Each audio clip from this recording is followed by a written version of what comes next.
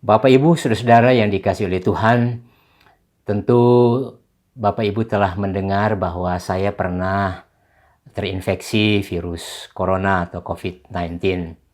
Itu memang benar. Jadi ceritanya begini, pada tanggal 22 Januari sehabis saya bertugas untuk memakamkan Pendeta Benianto, salah satu ketua MPH yang meninggal, saya pulang. Tanggal 22 Januari itu tepatnya hari Jumat saya pulang. Lalu kemudian saya istirahat, saya kemudian tes antigen dan hasilnya negatif, saya sehat. Tetapi pada malam itu istri saya sakit. Ya demam meriang dan saya anggap biasa seperti yang memang dia selalu alami seperti itu. Jadi saya menolong dia supaya dia bisa kembali fit. Besoknya saya meriang dan demam. Ada batuk-batuk, itu tepatnya tanggal 23. Batuk demam. Nah, ponakan saya juga begitu. Ternyata demam, batuk-batuk. Nah, berarti kami bertiga di rumah. Pada malam itu juga saya berdoa, Tuhan tolong supaya saya bisa cepat sembuh. Karena besok saya harus melayani di Gereja Isa Al-Masih Lengkong Besar di BFC. Mereka Gia Lengkong punya pos di dekat wilayah Pandu. Sebab kalau saya sakit tentu saya tidak bisa melayani. Dan puji Tuhan pada hari Minggu itu, tanggal 24 Januari itu saya sehat. Istri saya juga lumayan baik. Ponakan saya memang yang masih agak berat. Jadi kami pergi ke gereja. Istri saya ke gereja ikut kebaktian, saya sama ponakan ke Gia Lengkong Besar, wilayah BFC itu untuk saya berkhotbah, dan sampai di sana luar biasa. Suhu badan saya hanya 26 derajat, kemudian saya sehat, saya masuk melayani dan tidak memang berjarak juga kebaktian di sana, tertib protokol kesehatan. Setelah saya khotbah, saya mohon pamit karena saya harus mengikuti kebaktian kedua mendampingi di Gia Galunggung. Setelah itu saya segera pulang dan mengikuti kebaktian di Gia Galunggung. Nah, ponakan saya tidak berani ikut kebaktian karena panasnya tinggi. Sedangkan istri saya juga hari Minggu itu sudah gelisah karena badannya tidak enak lagi. Jadi saya ikut kebaktian, selesai saya kemudian berdiskusi dengan beberapa majelis. Tiba-tiba majelis Gia Galunggung, bendahara majelis memanggil saya dan berkata, Pak Daud, nanti tolong dalam minggu ini PCR atau swab test, karena Bapak mobilisasinya begitu tinggi, sebaiknya pastikan kondisinya. Saya bilang terima kasih Bu. Setelah itu kami pulang dan mulai nggak enak badan hari Minggu itu. Lalu mulai ada sakit kepala, lalu ada flu, ada demam. Lalu hari Seninnya kondisinya bertambah. Nah, setelah kondisi bertambah hari Senin itu, saya memutuskan hari Selasa ini memang mau tidak mau harus segera periksa. Karena kebetulan di rumah ada alat tes antigen, itu diberikan oleh teman dari Gia Raja Wali. Jadi saya kemudian tes antigen mulai dari ponakan saya, lalu saya, istri saya, lalu anak saya. Jadi hari Selasa tanggal 26 itu ponakan saya tes antigen dan ternyata reaktif, dia positif. Saya coba, saya bilang jangan-jangan saya juga. Padahal awalnya saya nggak berpikir bahwa saya akan terinfeksi corona. Lalu saya juga tes antigen di rumah, positif. Lalu istri saya periksa positif. Sampai pada anak saya ternyata dia negatif. Tapi karena permintaan ibu majelis tetap periksa, maka kami lanjutkan ke Rumah Sakit Immanuel. Sampai di Rumah Sakit Immanuel, lalu kami swab PCR di sana, dan malamnya keluar hasilnya. Tapi karena antigennya itu sudah positif, maka setelah PCR dari Rumah Sakit Immanuel Bandung, kami pulang, langsung majelis meminta supaya anak kami segera diisolasi. Karena kami bertiga itu sudah positif lewat antigen Apalagi nanti malamnya itu hasilnya lewat PCR swab. Dan betul pada siang hari itu saya mengikuti instruksi majelis, anak kami segera dipindahkan ke hotel. Meskipun saya cukup berpikir karena dia anak perempuan kelas 2 SMP sendiri di hotel. Tapi waktu itu ada 3 majelis yang kemudian berkomunikasi dengan saya. Lalu kemudian mereka mengatakan harus segera dipindahkan ke hotel. Lalu rapat majelis menentukan seperti itu dan saya wajib untuk mengikutinya. Jadi anak saya dipindahkan ke hotel, kami bertiga. Malamnya hasilnya keluar. Saya berharap itu tes antigennya itu tidak positif. Tapi ternyata positif. Pada malam setelah kami memeriksa email, ternyata kami bertiga positif dan anak negatif. Berarti puji Tuhan. Tuhan memakai para majelis sehingga anak disingkirkan terlebih dahulu dan tinggal kami bertiga. Nah, posisi kami bertiga setelah itu langsung kami dibantu oleh dokter gereja yang menangani Satgas COVID untuk Gereja Isa Al-Masih Galunggung. Dia langsung menyediakan obat, menyediakan vitamin. Tentu juga banyak jemaat-jemaat yang ikut menolong kami dan tentu majelis. Jadi mulai malam itu kami sudah mulai minum obat. Ada 3 jenis obat lalu berjenis-jenis vitamin. Dan banyak jemaat-jemaat yang mengirim kami juga ada jenis vitamin, ada jenis obat, ada yang dari Korea, dari Jepang, dari China.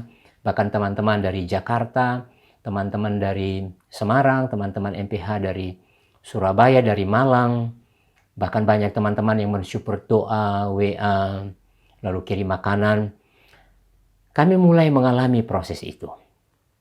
Nah, sebenarnya gejala yang dialami oleh kami bertiga itu kategorinya ringan. Tetapi hari kedua setelah hari Selasa itu hasilnya positif, saya mengalami gejala yang cukup berat.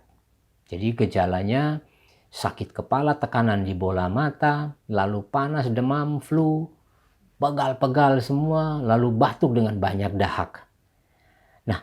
Dokter sudah menginstruksikan bahwa kami harus berpisah kamar. Jadi istri saya kamarnya sendiri, saya kamarnya sendiri, kemudian ponakan sini. Dan kami tidak boleh berjumpa, bertemu. Jadi gantian masuk keluar kamar. Dan ini memang isolasi mandiri yang bagi saya cukup berat karena kami dalam kamar. Dan memang tidak bisa masak karena ketakutan, semua mengalami ketakutan karena kondisi ini sudah berat. Jadi ada yang kirim makanan, digantung, kemudian kita gantian ambil, buka, kemudian masing-masing ngambil makanan, keluar masuk kamar, makan, terus kemudian masuk kembali untuk tidur di kamar. Itu tiap-tiap hari. Nah, istri saya dan ponakan saya, mereka ikut prosedur itu seperti biasa. Tetapi saya mengalami ada semacam tekanan psikis yang luar biasa. Tekanan psikis pertama adalah berpisah dengan anak karena dia kelas 2 SMP perempuan, semua biasa diatur, disiapkan. Meskipun dia mandiri, tetapi ada ketakutan juga dia di hotel dan seterusnya meskipun sudah dijaminkan dan harusnya saya belajar percaya itu. Jadi itu cukup mengganggu pikiran saya. Yang kedua, banyak WA atau SMS itu kemudian mengatakan saya tetap tenang, tapi kegelisahannya luar biasa. Mengapa saya gelisah? Karena harus diakui bahwa di Gereja Isa Al-Masih ada beberapa gembala yang meninggal karena COVID-19 ini. Dan dalam tahun 2021 ini ada 2 teman saya, sahabat dekat saya, Pendeta Yusuf Gembala Gia Cikutra dan Pendeta Benianto Gembala Gia Lengkong Besar. Mereka harus berpulang oleh karena kondisi ini. Dan ketika saya terinfeksi COVID ini, mulai hari kedua itu bayangan saya itu adalah bayangan kematian. Karena saya berpikir kemungkinan besar saya adalah orang ketiga atau gembala ketiga yang akan Tuhan panggil. Jadi pertama saya sudah diganggu pikiran untuk anak saya. Yang kedua adalah ada semacam ketakutan secara manusiawi bahwa kemungkinan juga maut akan menjemput karena berturut-turut. Dalam ketakutan-ketakutan itu ditambah gejala yang ada dalam tubuh saya. Dokter mengatakan periksa persis kondisi tubuh lewat proses saturasi dan itu saya laporkan tiap hari selama kurang lebih ada 14 hari. itu laporkan saturasi, kemudian nadi, kemudian suhu badan saya laporkan, karena memang saya harus wajib lapor kepada ketua Satgas, yaitu Ibu Dr. Lis. Dan Ibu Dr. Lis ini ditemani oleh beberapa dokter ahli, yaitu ahli paru dan ahli internis yang kemudian sangat menolong, dan saya juga dipantau oleh dokter dari Gia Raja Wali dan dari Gia Lengkong Besar. Jadi saya mengerjakan semua itu dengan baik. Tapi ada pertanyaan, sesak napas tidak? Nah, ini pikiran saya yang ketiga. Jadi seolah-olah beban saya yang pertama soal anak harus berpisah, yang kedua tadi soal teman saya yang meninggal, yang ketiga adalah soal sesak napas. Tiap hari, baik siang maupun malam, itu saya di tempat tidur itu hanya berpikir kapan sesak nafas itu datang. Lalu saya pakai logika saya, sesak napas itu datang pasti saya tidak berdaya. Mengapa? Karena saya harus memanggil istri saya terinfeksi COVID, memanggil ponakan saya, siapa yang mau menolong dalam kondisi seperti itu. Ada yang mengusulkan beli tabung oksigen di rumah, saya nggak tahu cara pakai. Jadi kurang lebih hampir 14 hari itu saya hanya membayangkan kapan sesak napas itu datang, dan kemudian saya tidak bisa mengendalikan diri, dan akhirnya ya saya meninggal. Itu pikiran yang berkecamuk. Ditambah dengan suhu tubuh yang panas, saya tidak bisa makan dengan baik. Jadi mau muntah, jadi makan saya terbatas, padahal obat yang masuk begitu banyak, termasuk antibiotik. Jadi drop sekali badan saya, pikiran saya, badan saya. Ya mungkin beban-beban yang dialami oleh teman-teman yang terkena COVID mungkin jauh lebih berat. Tapi ini kira-kira pengalaman secara psikis yang saya alami dan juga fisik. Ketika itu saya juga tidak bisa untuk membaca Alkitab. Karena sakit kepalanya luar biasa dan sampai bola mata saya itu mengalami tekanan, semua huruf pecah. Jadi saya tidak bisa membaca. Jadi kurang lebih 2-3 hari itu kondisinya seperti itu. Dan ketika mulai hari kedua atau ketiga itu tidak mulai merasakan makanan, tidak bisa mencium apa-apa, saya baru merasa bahwa inilah virus corona sudah mulai betul-betul bekerja. Tapi itu saya harus paksa jalani dengan disiplin dari dokter, sambil saya harus memantau kondisi anak saya, dan kami bertiga bergantian di kamar itu. Itu perjalanannya kurang lebih sampai 10-12 hari atau 11 hari. Jadi makannya sulit, mual, dan itu luar biasa. Panasnya luar biasa. Tiap pagi bangun demam. Setelah itu batuknya luar biasa sampai sakit kepala. Sore lagi demam lagi. Dan itu bahkan berjalan setelah 14 hari itu. Jadi bayangkan saja Bapak Ibu, secara fisik saya sudah lemah, secara pikiran tentu saya berpikir juga soal gereja. Tapi saya bersyukur teman-teman rohaniwan, teman-teman penatua, teman-teman majelis, aktivis, mereka mensupport, memastikan bahwa gereja berjalan dengan aman. Dan yang lebih berat lagi, saya mengalami penurunan daya ingat. Jadi waktu penurunan daya ingat itu mungkin sampai 30% daya ingat. Untuk mengingat sesuatu sulit, hanya berputar-putar di situ.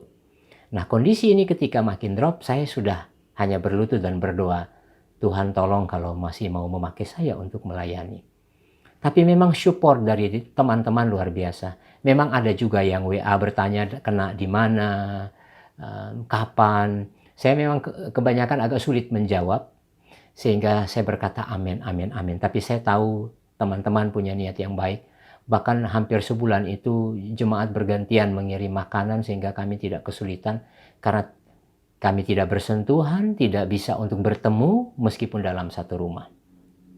Setelah 14 hari, semua untuk tekanan di bola mata sudah mulai berkurang, sakit kepala mulai berkurang, tapi pegal-pegalnya masih ada jalan terus. Ya saya coba makan juga masih nggak bisa, karena memang ada jemaat yang kirim sampai 3 kerat telur itu, jadi saya harus makan 2, 3, sampai 4, dan itu enaknya luar biasa. Tidak bisa sarapan apa-apa, kami nggak bisa keluar karena tetangga juga pada ketakutan, mereka tutup pintunya. Dan seperti terisolasinya luar biasa. Hanya saya bersyukur banyak orang yang mensupport kami, terutama warga gereja Isa Al-Masih Galunggung. Bahkan saya harus berterima kasih kepada Gia Galunggung dan keluarga besarnya. Lalu kemudian Gia Lengkong Besar, Gia Raja Wali, Gia Maleer yang mensupport kami luar biasa. Dan tentu teman-teman dari Gia Malang, dari Gia Surabaya, dari Gia Puri Anjas Moro, dan teman-teman termasuk dari Amerika yang mensupport kami, mengirim vitamin dan obat dan makanan yang mereka kirim, dan kami proses sehat itu, terutama rohaniwan evangelis yang selalu memperhatikan kami. Nah, setelah 14 hari itu gejalanya tidak hilang. Tapi istri saya dan ponakan saya sudah mulai lebih teduh. Pikiran saya, anak saya sudah aman karena dia sudah mulai lebih matang. Pikiran saya soal kematian sudah mulai berkurang. Meskipun saya tahu suatu saat akan mati. Dan memang sejak awal saya pernah berkata, Tuhan, saya yakin bahwa COVID ini suatu saat akan kena pada saya. Mengapa? Karena jabatan saya sebagai seorang pendeta itu rentan, rohaniwan itu rentan. Hanya doa saya waktu itu jangan di Natal dan Tahun Baru sebab itu kegiatannya banyak. Betul, pada saat Januari malah Tuhan izinkan saya harus mengalami itu. Saya tidak pernah berkata COVID ini aib dan ini hukuman Tuhan, tidak. Karena ini memang wabah dan bisa mengenai siapa saja. Nah, setelah 14 hari itu, dokter setelah memantau semua proses, istri saya dan ponakan saya itu sudah mulai reda, saya belum. Karena pegal, kecuali sakit kepala dan tekanan bola mata sudah mulai berkurang. Tapi yang lain masih batuknya itu sampai kami kan harus menggunakan masker di rumah. 14 hari saya komunikasi dengan dokter Satgas, lalu dokter Satgas itu meminta untuk ronsen. Saya sudah juga ketakutan, ini ronsen kalau ada pneumonia kan tentu akan berbahaya. Lalu ketika ronsen, kami bertiga ternyata hasilnya baik. Jadi bersih, puji Tuhan. Saya juga berikan kepada salah satu bendahara hasilnya dan dia komunikasi dengan ahli di rumah sakit Immanuel dan ternyata memang bersih. Dan dokter Satgas pun mengatakan demikian bersih sehingga saya sudah mulai lega. Tetapi gejala-gejalanya tidak hilang. Padahal 14 hari itu saya harus kemudian swab PCR lagi. Akhirnya tambah 2 hari, akhirnya saya memberanikan diri bersama istri dan ponakan kami ke rumah sakit Immanuel untuk swab. Malam itu dapat hasil, istri saya negatif, dia sudah senang, puji Tuhan. Saya dan ponakan masih positif. Tiba-tiba semacam ada tekanan psikis, menjadi lemas. Kenapa? Ya, saya minta dukungan doa dari teman-teman rohaniwan, dari majelis penatua, jemaat sahabat-sahabat. Mereka mendukung doa karena positif lagi. Memang ada yang berkata tapi nggak apa-apa. Ya saya ikut dokter juga mengatakan demikian. Dokter bilang tunggu sekitar 8 hari, ikuti saja. Jadi setelah itu tapi gejalanya tidak hilang-hilang. Jadi saya tidak bisa tidur. Bayangkan awalnya itu saya tidak bisa tidur 3 hari. Itu mata melotot sampai pagi. Kemudian berikut saya sudah nggak bisa tidur. Nggak bisa tidur tapi tidak seperti awal yang begitu berat. Lalu kemudian saya coba untuk menenangkan diri, makan belum bisa karena tidak bisa merasakan apa-apa. Nah, akhirnya memutuskan untuk periksa lagi, swab lagi di Kimia Farma karena dekat rumah. Akhirnya saya periksa dengan ponakan dan besoknya hasilnya negatif. Berarti swab pertama positif, swab kedua positif, swab ketiga negatif. Nah, tapi gejalanya tidak hilang. Setiap sore mau demam. Saya berpikir kenapa tidak habis-habisnya. Sebab kalau tidak habis-habisnya mengganggu aktivitas. Sudah tidak bisa keluar rumah. Jadi mau tidak mau di tempat tidur. Nah, tulang belakang saya sakit karena memang dulu saya ada problem di saraf belakang itu. Jadi betul-betul sudah tidak ada habis-habisnya. Namun dokter selalu memantau, memastikan bahwa saya sudah minum apa. Jadi saya harus tambahan dengan minuman-minuman lain atau vitamin-vitamin lain yang untuk meneguhkan kembali fisik saya. Dan setelah negatif itu saya diminta untuk 10 hari memastikan sehat. Dan tepatnya kemarin, jadi pada tanggal 28 hari Minggu itu selesai dari 10 hari itu. Dan kemudian dokter menyatakan sudah clear. Berarti ujian yang saya alami ini ya cukup berat. Melewati masa-masa yang sukar. Setelah hari Minggu kemarin saya berlutut lagi bersyukur. Anak saya sudah bisa kembali pada hari yang ke-21 atau hari ke-22 kami isolasi. Lalu kemudian Saya katakan tadi, saya diberi kesempatan oleh Tuhan lagi untuk menikmati kehidupan ini dan melayani pekerjaan Tuhan. Dan setelah dinyatakan 10 hari mengalami pemulihan, saya bersyukur. Dan hari ini saya sudah mulai kembali beraktivitas di kantor. Meskipun 2 minggu kemarin saya sudah bisa work from home dari rumah. Entah itu mengikuti rapat majelis pusat harian, rapat dengan majelis, ada kegiatan rapat dengan Departemen PP, meskipun batuknya masih jalan terus. Kemudian saya sudah bisa berkhotbah di Rabu Abu, saya sudah bisa berkhotbah di gabungan KPK, sudah bisa khotbah di doa pagi, dan itu semua jalani. Dan hari ini saya bersyukur rahmat Tuhan besar bagi saya di tengah-tengah ziarah iman Jemaat Gia Galunggung. Meskipun masih ada sedikit tidak enak di leher, tapi prinsipnya semua. Kalau soal penciuman, makan sudah hampir 100%. Kemudian saya sudah mulai bisa makan banyak karena untuk memulihkan kembali, dokter terus memantau dan memberikan vitamin. Saya sudah bisa beraktivitas dan Tuhan izinkan minggu ini saya sudah bisa kembali berkhotbah di mimbar dan memimpin perjamuan kudus. Semua karena anugerah Tuhan. Sekali lagi saya mengucapkan terima kasih untuk semua yang telah ikut mendukung dan mensupport saya dan keluarga sehingga kami sehat kembali. Dan tentu saya selalu berdoa buat saudara yang memberkati kami, mensupport kami, berkat Tuhan juga melimpah atas saudara sekalian. Kira-kira itu kesaksian yang bisa saya bagikan buat saudara, kiranya menjadi berkat. Tuhan memberkati kita. Syukur pada Allah. Deo gratias. Amin.